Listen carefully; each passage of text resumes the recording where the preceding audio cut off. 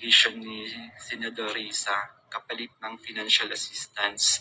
Pumayag ako dahil sa panahon din yun, nangangailangan din ako ng pera. Oh, dear Lord. Binigyan ako ni share ng email ng opisina ni Sen Risa upang magpadala ng formal na email kahit anong aking sabihin daw. Sabi niya kapag nakipag-usap ako sa kanila, sabihin ko lamang na taga-kingdom ako at lumabas na sa ministry at idagdag ko daw na sinasaktan ako ni pastor. So sa aking email, sinabi ko doon na galing ako sa kingdom at lumabas noong 2021. Ilang araw pagkatapos noon, kinontak ako ng isang staff ni Sen Risa, si Fiona, upang makipag-meet sa akin through video call.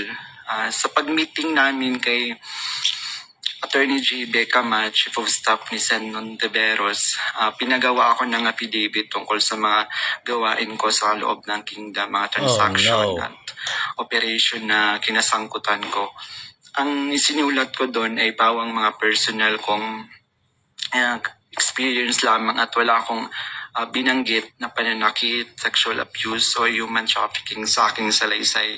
Okay. Matapos kong ibigay yung affidavit, muli kaming nag-meet ni Attorney Becama.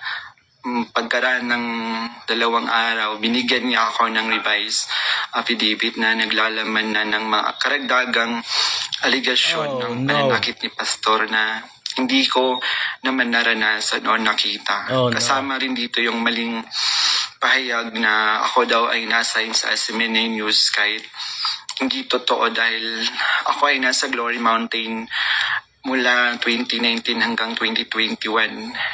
Andun din yung aligasyon na sa di umano ay nasaksihan ko tungkol sa mga baril na sangkot sina Sara Duterte at dating Pangulong Rodrigo Duterte na hindi naman totoo dahil wala naman akong nasaksihan na ganong pangyayari.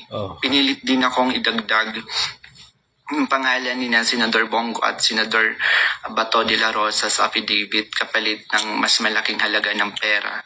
Pero hindi ko na sila isinama kasi baka umattend sila sa hearing at magtanong at ma-corner ako.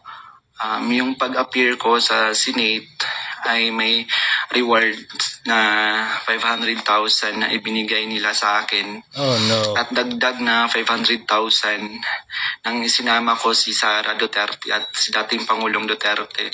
So 1 million po lahat ng binigay sa akin. Isang linggo before ang Senate hearing noong February 19, 2024, pinatira ako sa isang condo